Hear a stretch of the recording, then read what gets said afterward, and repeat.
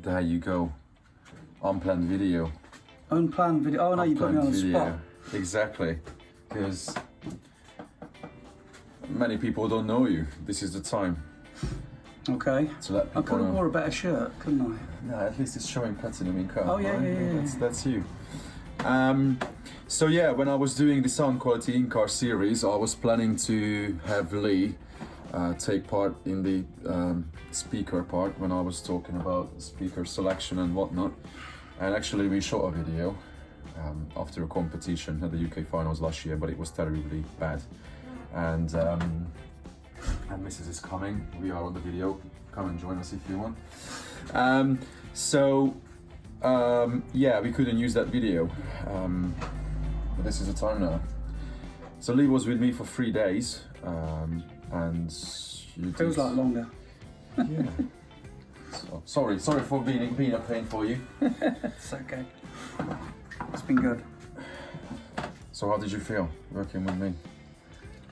We did it before, but that was on 2 days. I think it's good when you just don't overcross too much and just let people do certain sections, like the mirror backs and the pillars were kind of my job, which was good. Yeah, if you could help with that, that would make my life easier. Yeah, but we build similar. We have similar thoughts on how cars should be anyway. So you understand when I build something my way, the end result should be the same as what you're looking for. So I think that helps when people fit speakers direct in speaker locations, and you go and work with them and you start building a pillar, they freak out, you know. And yeah, so it's good that we know each other's kind of skill set, and we know each other's angle on things, which is the same. So yeah. Just to make it clear, I've known Lee for 6 years, and when I was part of Team Hybrid back in the day as a competitor, he was my biggest help and inspiration, to be fair. Thanks, mate. So people say that, yeah, I'm the famous guy on YouTube, but he's the one who has all the fucking knowledge. It was funny. Now I'm just looking at the A-pillar with the tweeter. Yeah, it's not trimmed yet. It's going to be. But what I should really show, but we took it in. Babe, actually, don't you mind to bring out the sail panel? It's in the office. On your table. So someone was commenting that, you know, guys, what is this steel shot thing about, right? Because other people don't do it, and someone just messaged me that, oh, someone got A-pillars built for me and he didn't do anything like that. And I'm like, yeah, there's nothing wrong with that until it's sturdy. Would that be enough? Yeah, I mean, is it necessary? It depends on the driver and how low you want to play it, but everything has an FS. The speakers have an FS, an enclosure, an A-pillar will have an FS, its resonating point, and you need to make sure that it's lower than, as low as you can get it. Yeah. If you can get it lower than the crossover point, then great, and making an enclosure solid and stiff is the number one, and then adding mass to it and adding a bit of weight to it always helps. So we just when we milkshake the back, we put a bit of lead shot. Let's show that.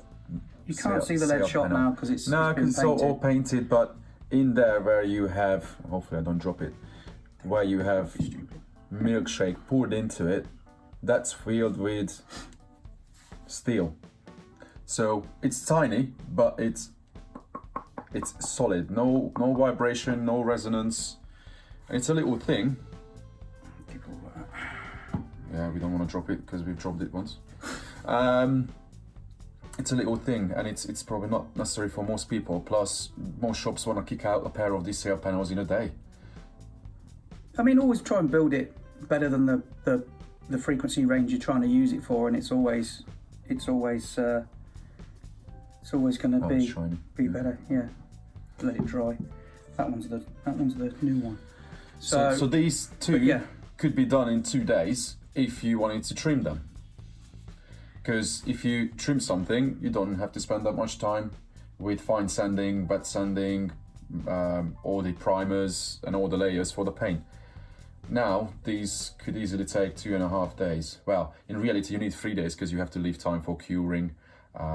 But in 3 days, Lee knocked out the A-pillars with the tweeters as well, plus was, giving me ideas about doing that crazy floor mid-base install. The idea that I came up with, because we hate doors. Really? And they always slate us when I share anywhere that, all that door builds look great, but if they can't make it resonant free, then what's the point? And then few professionals in the trade then jump on me saying that, oh, you don't have to tell us how to do door builds. This is not the first door build. Yeah, but maybe us Europeans, yeah, because now we've been tagged. Oh no, we're leaving Europe, so we're okay. Yeah, actually, that's right. Us Europeans are different. Yes, okay, maybe we focus too much on pure SQ.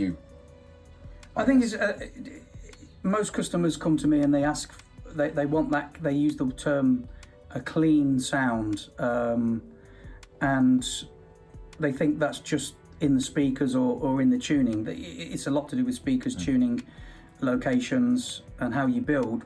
It's also to do with resonances and rattles in a car, and yes, you can get a clean sound when playing music, but if you were to play tones in a door with a mid bass in a door, you'll find that there's loads of rattles and resonances at different frequencies, and you could chase them all day. You might get rid of 50% of them. There'll always be something rattling and resonating, and in music most people are not going to hear it, but that clean sound at high level, competition level, that comes from none of the panels in the car resonating or rattling, and you're not going to notice it otherwise, but it all brings towards that clean sound. That clean sound comes when nothing's resonating, and like I say, play tones at good listening levels and see where the rattles and resonances are, and fix all the rattles and resonances if you want that pure clean sound.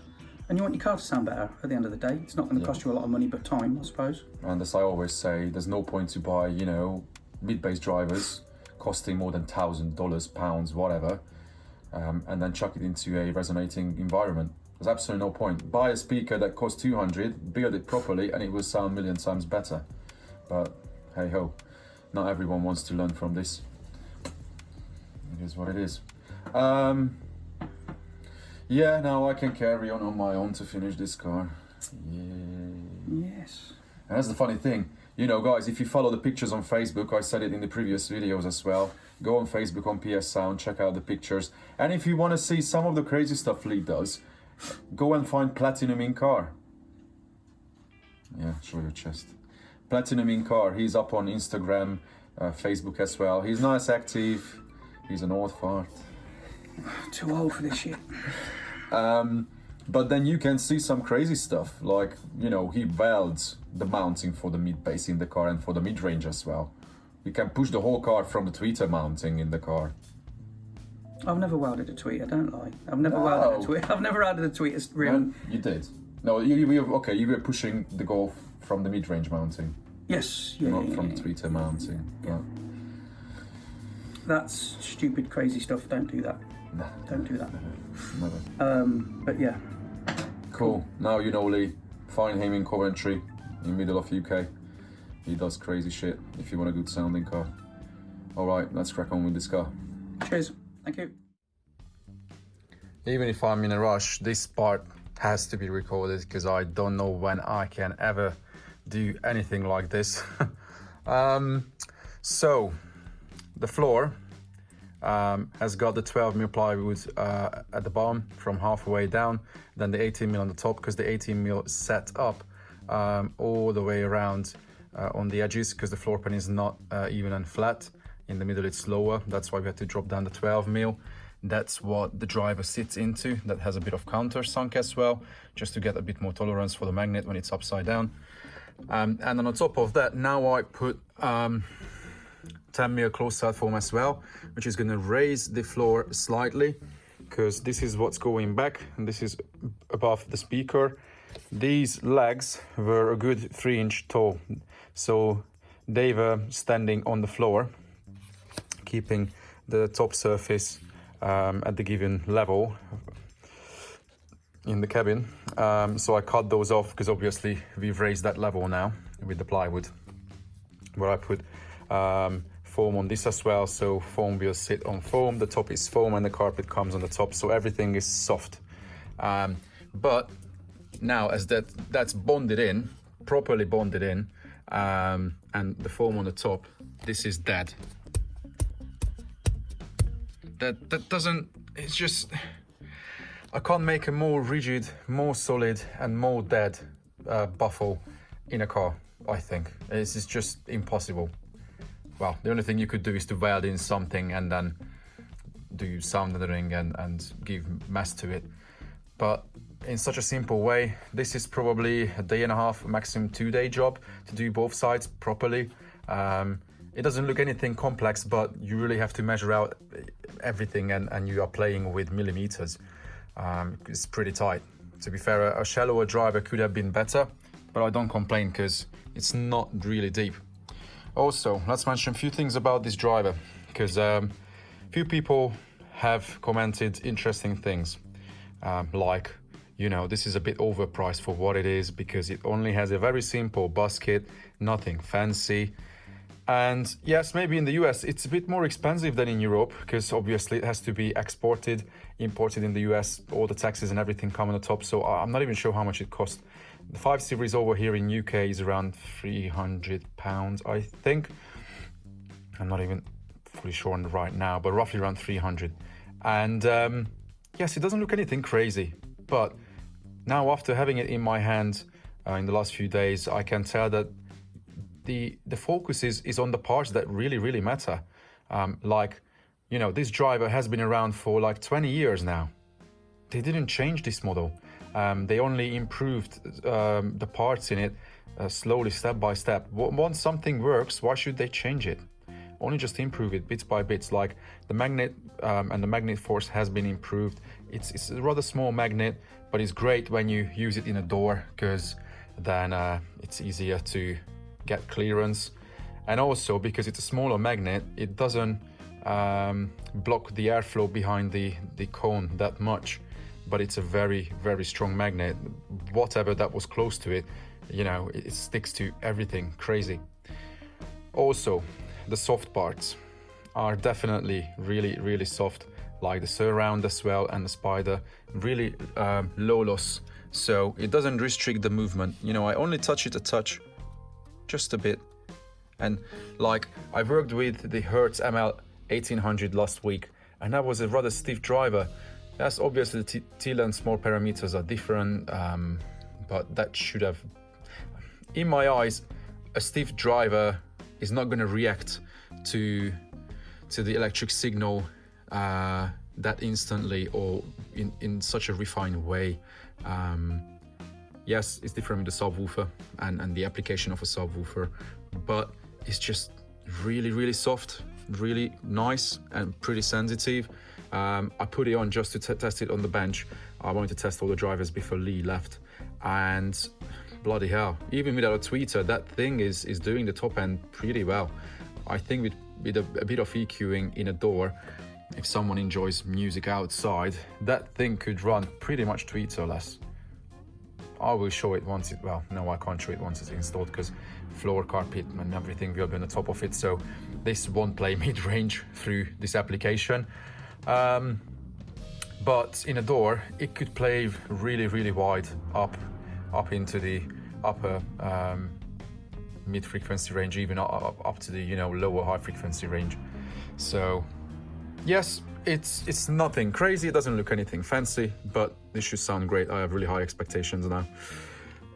Also, as you see, I put gasket now on the basket all around. That's not standard because I'm going to bolt it down. I don't want any residue to get onto the basket.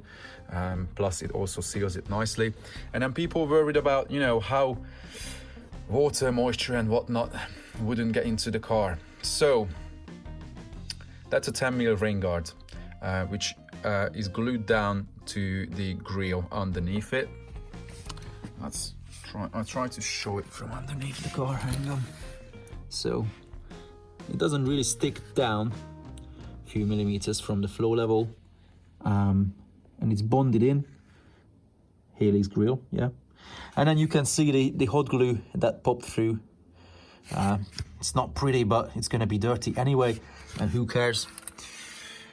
Because it has a function, and that should do just fine. So if any moisture, dust or anything wanted to go through, that rain guard is not going to let it. But even if anything was coming through, then the driver is going to be bolted down with cone down, and this is not a paper membrane. If it was paper, then I would worry a bit more, but this is fiberglass, and the rubber surround is not going to let water come through either. So that's going to sit in, bolt down. What's going to come through? Even if you drive into a 1/2 meter deep lake, well, if you do that, I would rather turn around. Nothing can flow in. If this driver was with magnet out, then yes, I would worry more, but this way is going to be well protected. Nothing is going to come into the car, and yeah, this should be rather special. All right, I leave this video here, guys. You could see Lee at the beginning. It was unplanned, but it had to happen, otherwise most of you would never have a clue about one of the best guys in UK. Yeah, Jesus, now I'm really feeling that on my own, and it was so great to work together with someone who is really up to the beat with me, and we have the same passion and drive, and it's been brilliant, you know, seeing bits from each other, learning a little bit how someone does certain things when it comes to fabrication or sharing ideas. So yeah, now I feel a bit shit, to be honest, because as a single person business, pretty much, B is the only guy who helps me with bits and bobs, but essentially I'm still a single guy business, just like Lee, and we don't have colleagues. We don't work for a big company with multiple people. We don't have colleagues, and well, in a way it's good. There's no drama, there's no boss to you know, upset us or anything, but yeah, now I'm back on my own and I have to finish this car, and there's shitloads to do. So I cut this video here, guys. Hopefully you liked it. You know, I always say, feel free to share it. People have to see all this shit that I do, and I want to see more people sharing stuff like this. This is how we can learn from each other, and we can help the culture of pure sound quality, the culture of it, because people think this is pointless. Well, until they sit in some of my cars that I built. So yeah, share it, comment, do the usual things, subscribe, you know, guys, and I bring the next one as soon as I can. Take care.